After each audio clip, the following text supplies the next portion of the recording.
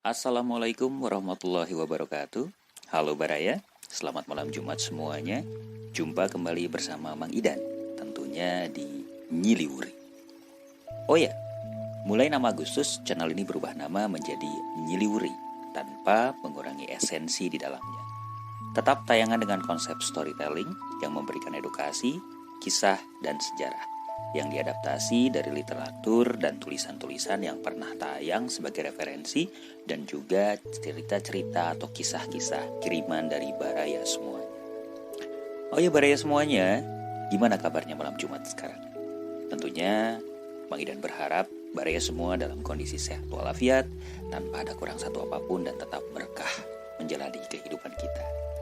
Baraya, di Nyiliwuri edisi malam Jumat ini 11 Agustus tahun 2022, masih di spesial Agustus, di mana di bulan ini yang ditayangkan adalah kejadian-kejadian yang terjadi di bulan Agustus atau sesuatu yang ada hubungannya dengan Agustus.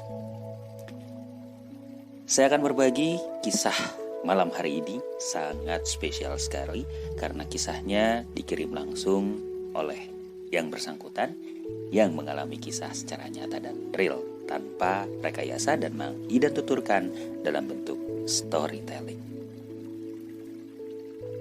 Malam hari ini Mang Idan akan mengisahkan sebuah kejadian nyata yang dialami oleh seorang Baraya, fans banget dengan Nyiliwuri, yang kejadiannya terjadi di pusat perbelanjaan atau mall di kota Bandung. Namun, sebelum kisahnya saya paparkan, Mang Idan ingatkan kembali agar Baraya semua menyimak kisah di Nyiliwuri sampai dengan tuntas supaya tidak gagal paham. Dan kembali memohon bantuan kepada Baraya semua untuk share, subscribe, like, dan komen agar channel Nyiliwuri ini tetap bisa berkembang. Gratis loh. Dan untuk Baraya yang punya kisah atau pengalaman misteri lainnya dan berkenan untuk dibagi ceritanya atau berbagi kisah dengan Baraya yang lain, bisa Baraya kirimkan melalui email ke alamat bandungurang33@gmail.com. Selamat mendengarkan, jangan kemana-mana, tetap di Nyiliwuri. Mang Idan kembali sesaat lagi. Stay tune. Oke Baraya, kita langsung saja ke kisah nyata yang pernah dialami oleh seorang ibu muda dari dua orang anak yang lucu-lucu, yakni Bunda Emir. Tapi beliau lebih terkenal dengan panggilan Bu Mugi. Kejadian nyata ini beliau alami pada saat masa-masa beliau remaja dulu di akhir tahun 90-an, memasuki abad baru, abad 21. Baraya sebagai edukasi untuk Baraya yang Gen X, Y, Z, dan generasi milenial, bahwa di era tahun 90-an, di Indonesia khususnya, di kota Bandung, belum seperti masa sekarang. Era teknologi dan hiburan yang apapun bisa kita dapatkan dari gadget atau smartphone kita.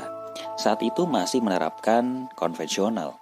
Di kota-kota besar masih jarang pusat-pusat perbelanjaan dan hiburan karena masih menerapkan konsep tadi. Pasar tradisional, pusat perbelanjaan, departemen store, dan swalayan belum banyak mall yang didirikan.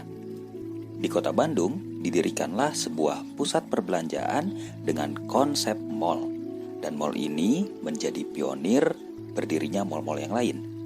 Bisa dikatakan mall ini merupakan pusat perbelanjaan tertua saat ini yang ada di kota Bandung. Mall yang didirikan pada akhir tahun 1980-an dan diresmikan pada tanggal 19 Agustus tahun 1990. Mall yang dikenal dengan sebutan Bravo India Papa ini menjadi sebuah ikon belanja di Bandung masa itu. Sebelumnya, masyarakat Bandung hanya mengenal konsep departemen store dan pasar swalayan yang terletak di Jalan Dalam Kaum, Jalan Dewi Sartika, dan Jalan Asia Afrika atau di seputar alun-alun Bandung. Sehingga beralih tempat hangout anak-anak muda pada saat itu ke Jalan Merdeka, di mana mall ini berdiri. Mall yang sempat mengalami renovasi ini karena sebelumnya di dalam mall ini ada sebuah konsep outdoor di mana tidak disertai dengan atap sehingga pengunjung semua bisa menikmati udara segar. Namun pada saat ini di mall ini sudah direnovasi, semuanya menggunakan atap yang tertutup. Dan di mall ini pun beberapa kali terjadi insiden, yaitu kebakaran pada tanggal 28 Januari tahun 2015. Kebakaran terjadi dari sebuah toko bernama Michelle. Sumber api berasal dari lantai 2, namun api berhasil dipadamkan dan tidak ada korban jiwa yang terlibat dalam insiden ini. Dan yang kedua terjadi baru-baru saja pada tanggal 24 April tahun 2022. Kebakarannya terjadi di parkiran basement dan penyebab kebakaran berasal dari sebuah mobil yang diparkir pada saat menyalakan mesin dan muncul percikan api sehingga menyebabkan korsleting listrik dan tidak ada korban jiwa juga yang terlibat dalam insiden ini.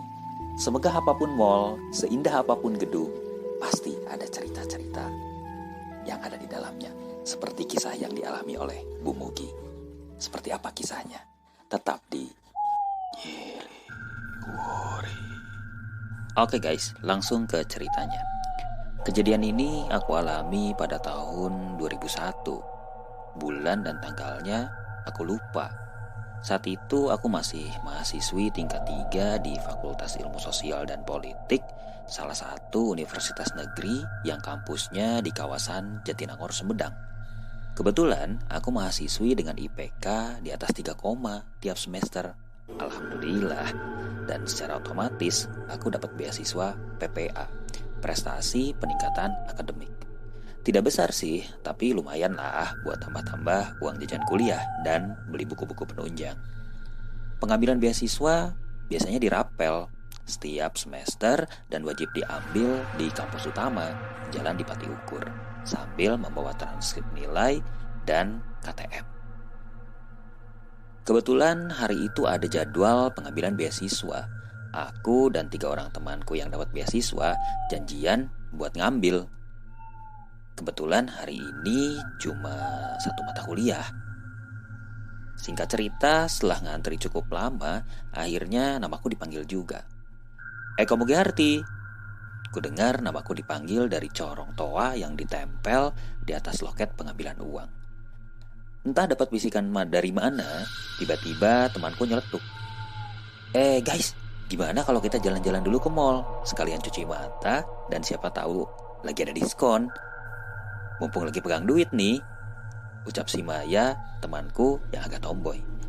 Tanpa bak bibu, akhirnya kami berempat masuk ke mobil Scarlett miliknya dan OTW ke arah Jalan Merdeka, tempat mall tersebut yang tidak jauh dari balai kota. Dengan sedikit padat merayap menyusuri Jalan Dago, akhirnya kami sampai juga di depan mall. Mobil lalu belok kiri melewati palang parkir masuk dan diberikan karcis tanda masuk parkir mall sama mbak-mbak yang pakai seragam hitam putih. Sepertinya mbak-mbak tersebut masih baru kerja di tempat ini. Kami tidak begitu kesulitan mencari tempat buat parkir karena mallnya tidak begitu ramai seperti hari Sabtu dan Minggu. Dari parkiran kami mencari pintu masuk mall melalui belakang yang kebetulan melewati koridor yang lorongnya agak panjang dan mentok persis di samping toilet. Lalu belok kiri jika mau masuk ke dalam mall. Entah karena aku sugesti membaca tulisan toilet dengan tanda panah ke arah kanan, karena tiba-tiba kok aku pengen pipis. Aku langsung minta izin ke 3 temanku buat ke toilet sebentar. Tanpa ada perasaan takut atau khawatir, aku langsung belok kanan masuk ke arah toilet cewek yang posisinya di pojokan, melewati toilet cowok dengan tulisan terpapang jelas, woman. Sebenarnya ada sesuatu yang aneh yang terlintas di dalam pikiranku. Kok toiletnya gak ada yang jagain ya? Atau mungkin karena emang konsepnya mall, jadi gak perlu petugas buat jagain. Atau memang gratis mall ini untuk toiletnya. Tapi sesampainya aku di dalam toilet, keanehanku akhirnya terjawab. Oh, orangnya ada di dalam toilet toh. Karena aku melihat seorang wanita yang posisinya persis membelakangiku dengan sedikit membungkuk sambil merapikan tempat sampah. Tapi baru saja mau aku sapa, tiba-tiba aku dikagetkan dengan suara yang kudengar dari arah wanita itu. Suaranya kok kayak orang yang sedang makan sesuatu. Sontak seketika aku terperangah dan berkata dengan sedikit terbata, "Permisi, punten. Dan tanpa diduga, wanita itu membalikan badannya dan kulihat mukanya mirip nenek-nenek dengan rambut acak-acakan sedang memegang pembalut bekas yang masih berlumuran darah tepat di depan mulutnya. Aku langsung berteriak histeris dan langsung keluar dari toilet sambil berlari. Astagfirullahalazim. Aku lari sekuat tenaga dan langsung memeluk Nita temanku yang menunggu di luar toilet bersama Maya dan Yosi. Mereka bertiga keheranan dan ikutan panik. Lo kenapa, Gi? Gak jadi pipisnya? Aku cuma diam. Pikiran dan perasaanku campur aduk gak karuan antara kaget, lemas, dan ketakutan. Dengan sisa tenaga yang ada, aku bilang sama ketiga temanku, "Guys, mendingan kita balik aja yuk. Aku gak mau lagi kesini. Aku gak mau ke tempat ini lagi."